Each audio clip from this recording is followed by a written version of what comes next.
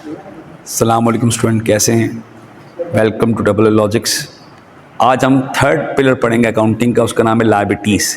हमने last class में liabilities की डेफिनेशन पढ़ी थी। आज लायबिलिटीज़ को हम एलोबरेट करेंगे कि डेफिनेशन के साथ। तो थर्ड करेंगे लायबिलिटीज़। लायबिलिटीज़ को कहते हैं ऑब्लिगेशंस। अगर आपने कोई मर्चेंडाइज परचेज की उधार पे लोन लिया है तो आपको पे ऑफ करना पड़ेगा लेटर डेट। रिस्पॉन्सिबिलिटी कहते हैं। लायबिलिटीज़ को भी स्प्लिट करेंगे दो कैटेगरीज में।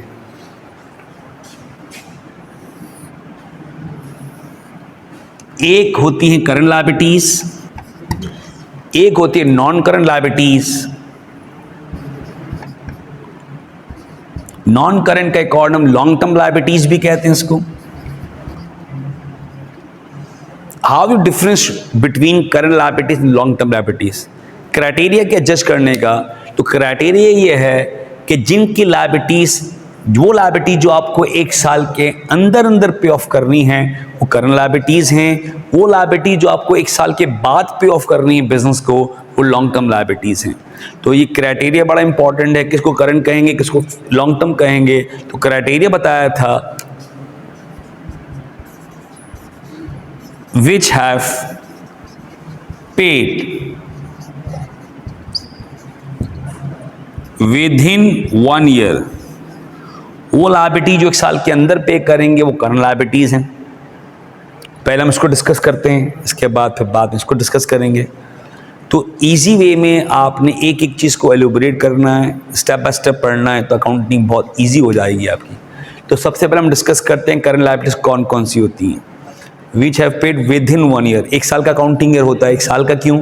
अकाउंटिंग साइकिल एक साल का होता है, एक साल के बाद ईयर चेंज हो जाएगा। तो एक साल के बाद अकाउंटिंग साइकिल क्लोज हो जाता है, जिसमें आप अपने income statement, balance sheet, profit loss देखते हैं। एक साल का अकाउंटिंग ईयर होता है। एक साल के अंदर पे ऑफ करेंगे तो करंट लायबिलिटीज। पहली एग्जांपल देखिएगा जरा। नंबर 1, बिल्स पेएबल या नोट्स पेएबल, ये डॉक्यूमेंट्री एविडेंस होता है। होता कि अगर हमने कोई टेंजिबल चीज़ प्रोडक्ट खरीदी है, चाहे मटेरियल्स खरीदी है सप्लायर से, फर्नीचर उधार पे खरीदा है और हमने प्रॉमिस किया कि हम इतने पैसे बाद में अदा कर देंगे, प्रॉमिस किया, रिटन फॉर्म में प्रॉमिस किया, तो ये बिजनेस की ऑब्लिगेशन है कि बिजनेस को पे करना है। ये लॉन्ग टर्म लायबिलिटी भी बन सकता है। अगर आफ्टर 1 ईयर का एग्रीमेंट हो तो लॉन्ग टर्म लायबिलिटी में फॉल करेगा। अगर विद इन 1 ईयर का कॉन्ट्रैक्ट साइन किया तो ये बन जाएगा करंट लायबिलिटीज। तो एग्रीमेंट के ऊपर डिपेंड करता है। अगर एक साल के अंदर पे किया तो करंट लायबिलिटीज, अगर एक साल के बाद अगर है तो लॉन्ग टर्म लायबिलिटीज। तो बिल्स और नोट्स ब्रिटिश अमेरिकन टर्म्स का फर्क है, बात एक ही होती है, बिल्स पेएबल और notes payable documentary evidence. Second जो है हमारा, उसका नाम है अकाउंट्स पेएबल, जिसको क्रेडिटर्स भी कहते हैं। ये ओरल एग्रीमेंट है। ये डॉक्यूमेंट हमने साइन किया, ये प्रॉमिस है by word of written document है, ये प्रॉमिस है by word of mouth, oral agreement है। हमने जिस सप्लायर से उधार पे मटेरियल्स खरीदी हैं, फर्नीचर परचेज किया, तो सामने वालों को हमें पे ऑफ करना है, लिखा नहीं था, प्रॉमिस नहीं किया तो कितने दिन में पैसे दे देंगे, तो ये हमारी ओरल लायबिलिटी है। इसको कहते हैं accounts payable. You must pay this amount on the later date, it's called accounts payable कहते हैं इसको। Number 3, one of the most important things, earned revenue। earned revenue बड़ा इंपॉर्टेंट है।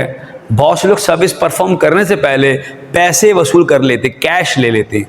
जो कैश पहले ले लेते हैं उनको earned revenue कहते हैं। बहुत से लोग सर्विस परफॉर्म करने से पहले पैसे ले लेते हैं। जैसे बहुत से कारोबार जिनका स्टैंडर्ड हाई होता है, कोचिंग सेंटर वाले पैसे एडवांस ले लेते हैं, शादी हॉल वाले पैसे एडवांस ले लेते हैं, PIA की बात कर लें, रेलवे की बात कर लें, तो ये पैसे एडवांस पर ले लेते हैं। तो इनका होता है अर्नड रेवेन्यू। क्या बोलाता है? Earned revenue. तो अर्नड रेवेन्यू का मतलब वो रेवेन्यू जिसके पैसे आपने एडवांस में ले ली, जिसका कैश आपने एडवांस में ले लिया, सर्विस आप बाद में परफॉर्म करोगे, ये अर्नड लायबिलिटी, और परफॉर्म करना लायबिलिटी ही होता है। Number 4, accounting is the language. Business के लैंग्वेज में कम्युनिकेट करना पड़ेगा, अकाउंटिंग के लैंग्वेज में कम्युनिकेट करना पड़ेगा। बैंक ओवरड्राफ्ट को कहते हैं बैंक ओडी। इसका मतलब ये होता है कि अगर आपके अकाउंट में 5,000 रुपए हैं और आपने किसी को 6,000 का चेक लिख कर दे दिया वैसे तो चेक बाउंस हो जाना चाहिए, मगर आपके अच्छे ताल्लुकात बैंक के साथ हैं तो बैंक आपको एक फैसिलिटी देता है, आप 1000 रुपये निकाल सकते हो एडवांस में। तो मैंने अगर इंस्ट्रक्शन दे दी मैनेजर साहब को तो वो अपनी तरफ से डाल देंगे 1000 रुपये, मगर मुझे 1000 रुपये बाद में पे ऑफ करने पड़ेंगे। मेरा चेक बाउंस नहीं होगा, नहीं तो मेरी कंपनी की रेपुटेशन क्या हो जाएगी, ख़राब हो जाएगी। तो मैंने बैंक से क्या कर दिया, ओवरड्रॉ कर लिया। तो बैंक ओवरड्राफ्ट ये करंट लायबिलिटी है। तो अभी तक हमने 4 पिलर्स किए जी, और भी इंशाल्लाह अगली वीडियोस में नॉन करंट की बात करेंगे। नॉन करंट लायबिलिटीज़ कौन कौन सी होती हैं, क्या होती हैं, बहुत इंपॉर्टेंट। लॉन्ग टर्म लायबिलिटीज़ का एक और नाम होता है नॉन करंट लायबिलिटीज़। क्या होती है नॉन करंट लायबिलिटीज़? क्या क्राइटेरिया है हमारे पास जज करने का? वो लायबिलिटीज़ जो 1 साल के बाद पे ऑफ करनी होती हैं वो है लॉन्ग टर्म लायबिलिटीज़। और जो हमारे कॉमर्स के स्टूडेंट हैं जिनकी बेसिक कमज़ोर है वो एमसीक्यूज़ यहीं से आते हैं। तो एमसीक्यूज़ के लिए बड़ा इंपॉर्टेंट है।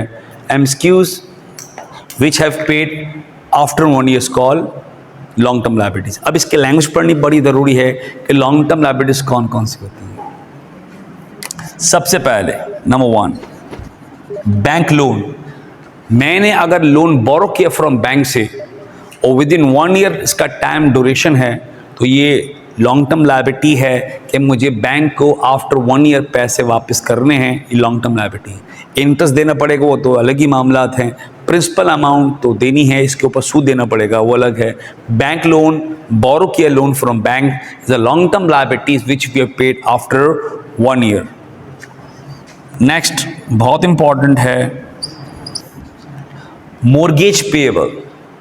बहुत से लोगों को लोन नहीं मिलता तो उनको अपनी प्रीशियस थिंग्स गिरवी रखवानी पड़ती है और उसके अगेंस्ट में लोन मिल जाता है। अगर आपने कोई प्रीशियस थिंग गिरवी रखवाई और लोन लिया तो जिसके बाद रखवाई उसकी रिस्पॉन्सिबिलिटी है कि आप जब पैसे वापस करोगे तो जो चीज़ आपने रखवाई है वो आपको वापस कर देगा। और ये लॉन्ग टर्म लायबिलिटी है। बहुत से लोग ट्रस्ट नहीं करते तो बहुत से लोगों को अपनी प्रीशियस थिंग्स सामने रखवानी पड़ती है लोन के अगेंस्ट में। इसको मोर्गेज पेएबल।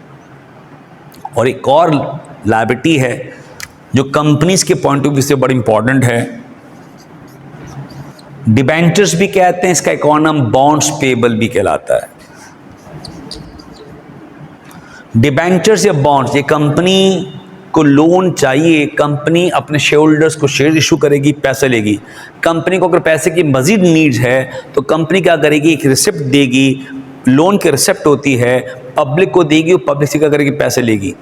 लोन की रिसिप्ट का मतलब ये है कि आपने कंपनी को लोन दिया, कंपनी आपको ये पैसे हर साल देती रहेगी, सूद के समय सूद देती रहेगी और 2 साल 3 साल के बाद वो पैसे वापस करेगी। कंपनी को पैसे की नीड होती है तो शेयर के साथ साथ डिबेंचर्स एक लोन का रिसिप्ट होती है, वो इशू करके पैसे पब्लिक से लेती है। कंपनी की लॉन्ग टर्म लायबिलिटी कि वो आपको आफ्टर 1 ईयर पैसे अदा करेगी।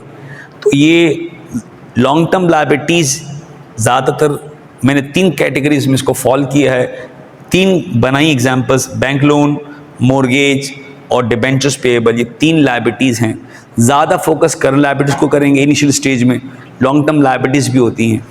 इसका ताल्लुक पिछली वीडियोस के साथ है, लिंक पे चल रही है अकाउंटिंग सेशन, जिन्होंने अभी तक नहीं देखे डिस्क्रिप्शन में लिंक होगा, उसको आप ज़रूर देखिएगा ज़रा, और सब्सक्राइब, शेयर्स और लाइक ज़रूर कर दीजिएगा। अल्लाह हाफिज़।